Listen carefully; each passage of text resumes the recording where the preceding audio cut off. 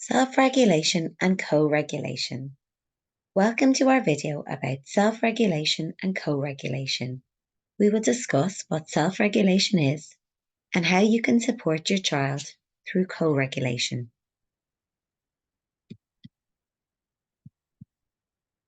What is self-regulation? Self-regulation is the ability to understand and manage your behaviour and reactions to feelings and things happening around you. Self-regulation is the process whereby we manage emotions like frustration and excitement, where we calm down after something exciting or upsetting has happened, and to focus on the tasks we need to do. Being regulated means that we feel comfortable and focused, and that our energy and feelings line up with what we are doing. It's a calm, alert state, which is just right.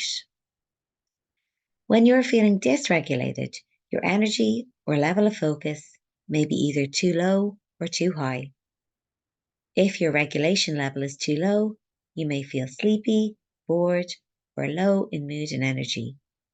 And if it's too high, you may have too much energy and are restless, overwhelmed, angry, or excited. Essentially, we can't do the things we need to do if our state of regulation doesn't match up to the task at hand. For example, if you need to attend an important meeting at work, but you're feeling stressed and overstimulated after a difficult drop-off with your child at school and navigating bad traffic on your journey to work, you may find it difficult to sit still and to focus on the team discussion, and you may not present your knowledge to the best of your ability.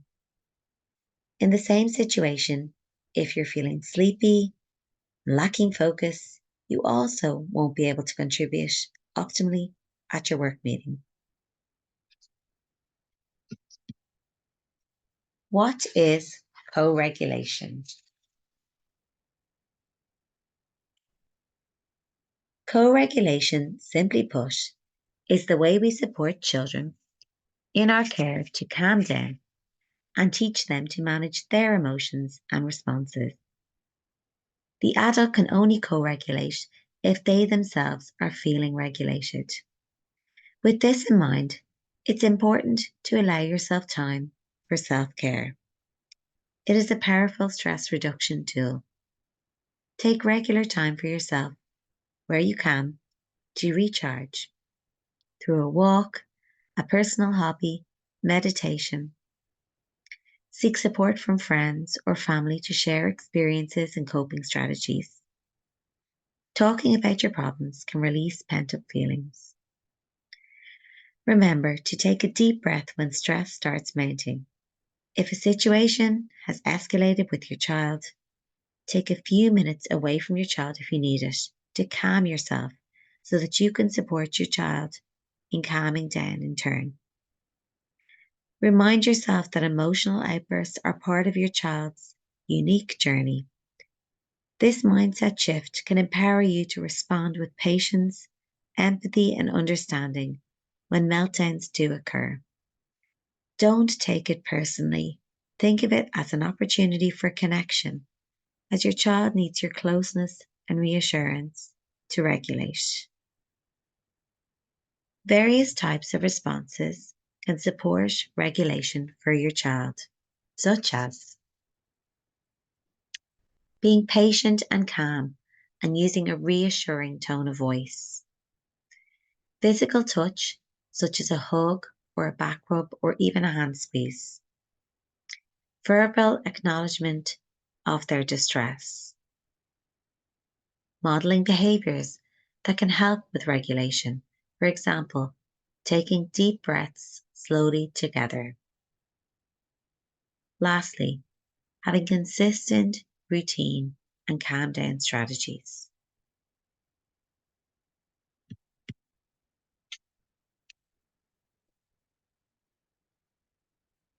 There are many factors which impact how regulated or dysregulated we feel. Self-care factors such as poor sleep habits, poor eating habits, being dehydrated, and regular exercise impact on regulation. If we're feeling tired after a bad night's sleep, have skipped our breakfast, we're less likely to cope if our car breaks down on the way to work. Our connections and interactions with others can also impact on our regulation and can help us to either feel dysregulated or regulated.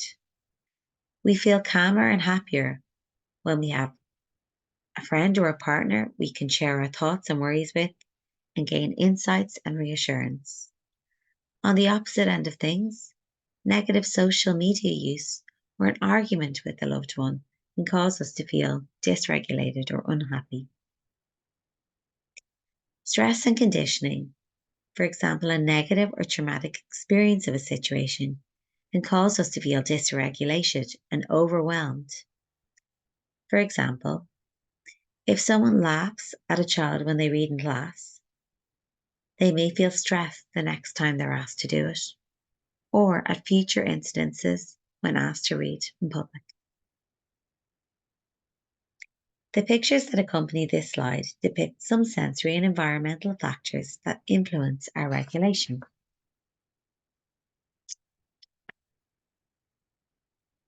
Our sensory processing preferences are a key factor for self-regulation and how we cope with sensory information in the world around us.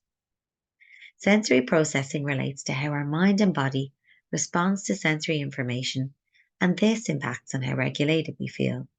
For example, if you dislike loud sounds or bright lights and light touch, you might find it difficult to go to the shopping centre at a busy time of day when the noise levels are high, lights are bright, and other shoppers brush off you as they pass by. Similarly, there are environmental factors to our regulation. The environments or places that we go can be regulating or dysregulating. This is influenced by sensory inputs that they present for us and how these match with our individual sensory preferences and challenges. So the light, the air quality, the noise, the visuals, the comfort of what we're sitting on can impact on our focus and state of being. For example, it might be easier to focus on a work project in a calm, quiet room with good lighting and ventilation. It might be more difficult to get the task done in an untidy room, which is visually distracting and where loud music is playing and the light is dim.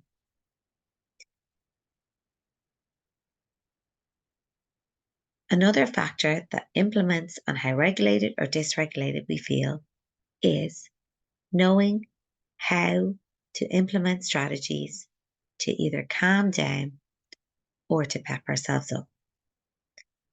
When we participate in activities that calm our breathing, our heart rate, and our mind, for example, yoga, lifting weights, taking a warm bath, or going for a gentle walk on a quiet beach, we often feel more regulated. In contrast, when we participate in activities that increase our rate of respiration and our heart rate, we often feel more energized and alert. But this can be experienced uncomfortably too, such as a feeling of out of control, restlessness, or ill at ease.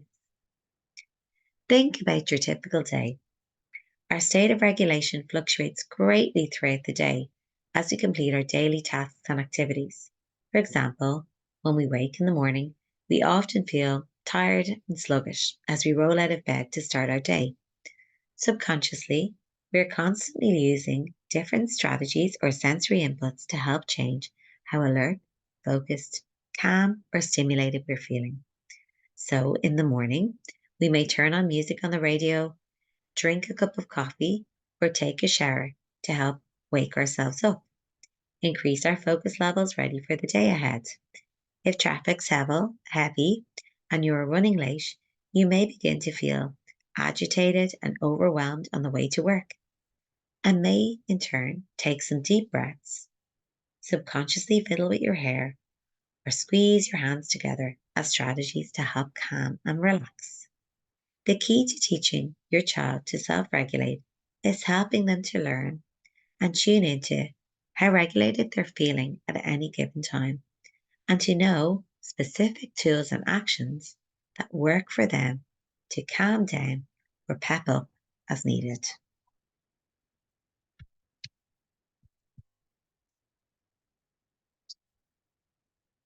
Dysregulation.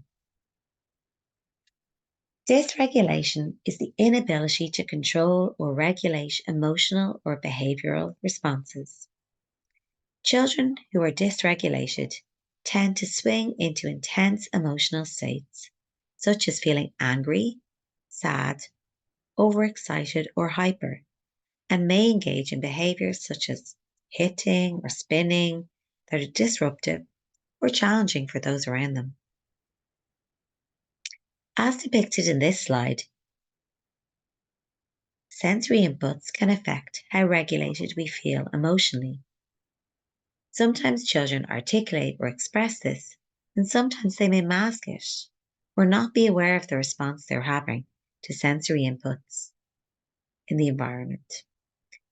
Being dysregulated can affect our attention, our performance of skills, our energy, as well as our emotional well-being.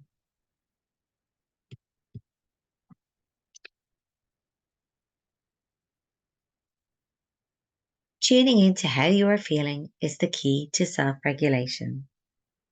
The key to self-regulation is being able to tune in and identify how you're feeling. If your child can start to identify and label how they are feeling with your support, they can begin to identify when they need to make changes to feel calmer, more relaxed, or more energized, depending on what's required of them. With support from you as their parent, they can also start to map out what strategies work to self-regulate. For example, if your child realizes they're feeling bored or daydreaming in class and can't focus on what the teacher is saying, he or she might decide to take a drink of water, do some stretches in their seat, play with a small fidget, or excuse themselves to take a bathroom break and use the opportunity to do a few jumping jacks outside the classroom to wake up before going back in.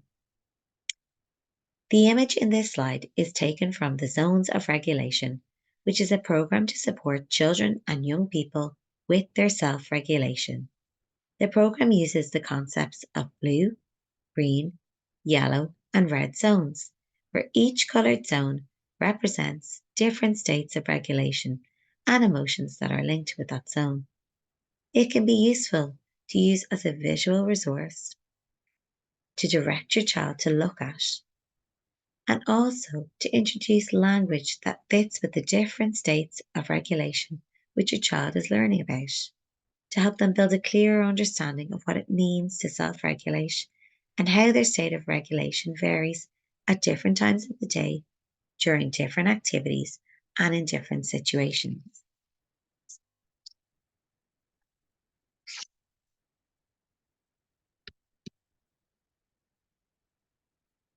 What are your child's sensory preferences?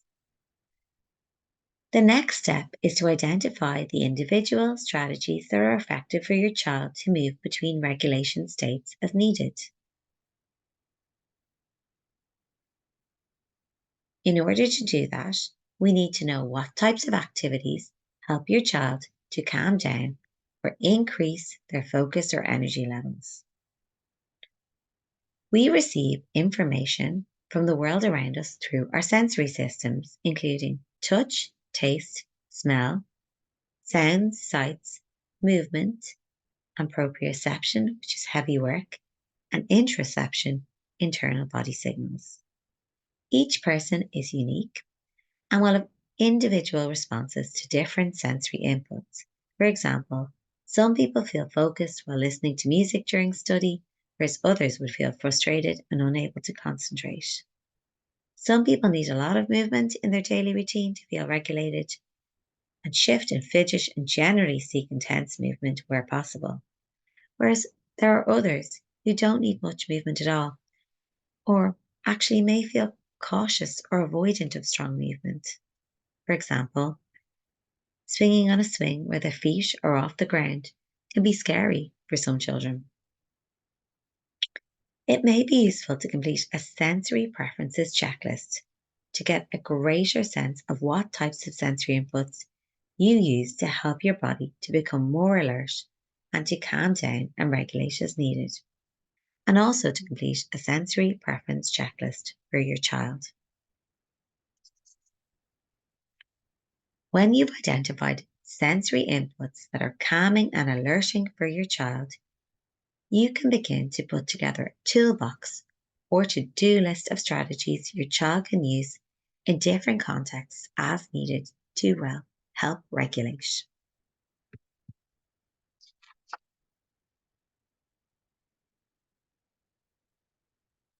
As a starting point, the table in this slide gives an overview of sensory inputs which would typically, for a large number of people, be alerting or calming.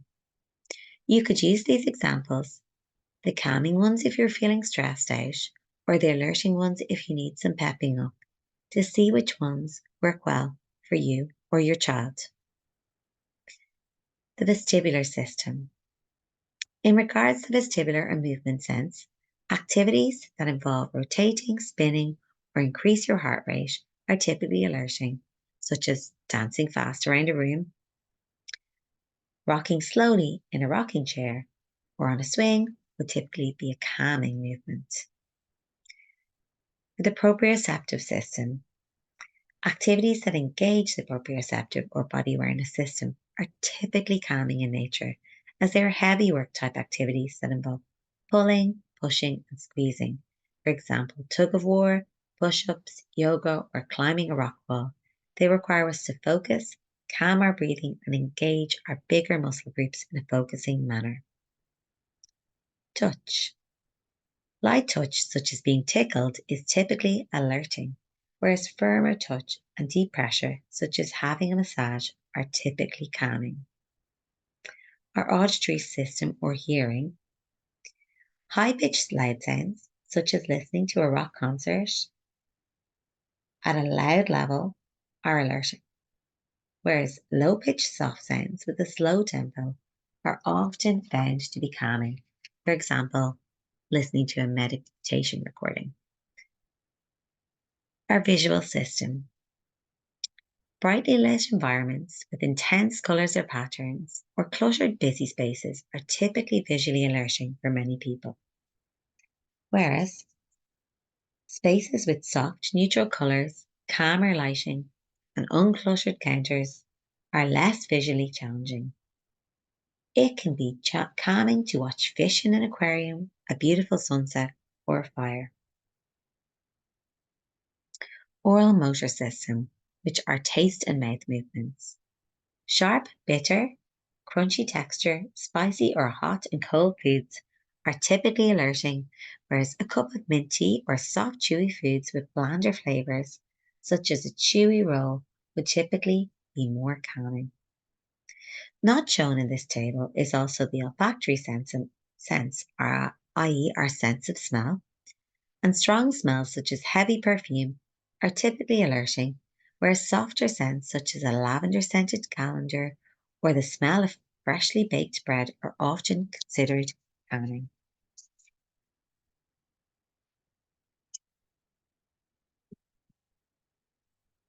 Tips to support your child with self-regulation. Promote self-awareness. Check in with your child regularly as to how they are feeling. As already mentioned, the first step in supporting a child to become more independent with their self-regulation is to support them to tune into how they are feeling, their energy and emotions. Use visual tools to help make this more accessible for children, particularly for children who have difficulty with speech or communication, or difficulty with recognizing their own emotions, or for those with poor interoceptive feedback or processing of internal body signals. Pinning a visual resource, such as a copy of the Zones of Regulation map, up in a central place in your home, such as on the fridge or a notice board, and introducing a new habit of checking in regularly during the day on what zone we are in and labelling it will support your child in understanding and developing a language that makes sense to them in describing and managing self-regulation. Model using this language to communicate what zone you are in and get the rest of your family involved too. Build it into the family's routine. For example, check in with each other over breakfast, at dinner time, or before bed, or whatever works best for you. Model discussing what zone you are in and what tools you use to help you to feel regulated again. Comment on people you see in books or movies. Point out the cues that make you think that they're in a particular zone. Discuss what they might need to do to feel regulated. If the person you're observing already seems regulated, discuss what may have been helpful in supporting them to feel this way and to be in that green zone. Teach your child to be kind to themselves and to use positive self-talk, repeating positive mantras and phrases such as, I can do this.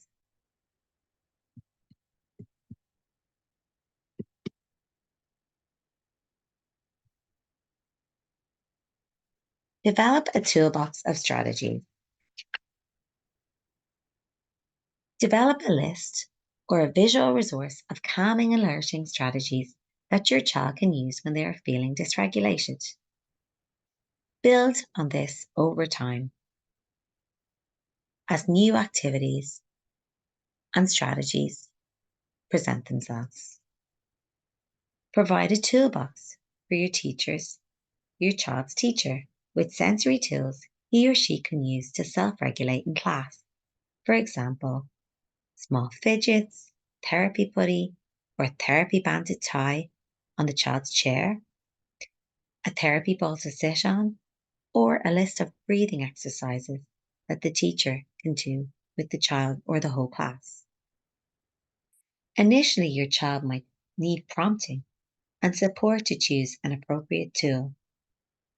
But the aim is, eventually, your child will learn to independently, even unconsciously, to choose a tool to support their own regulation.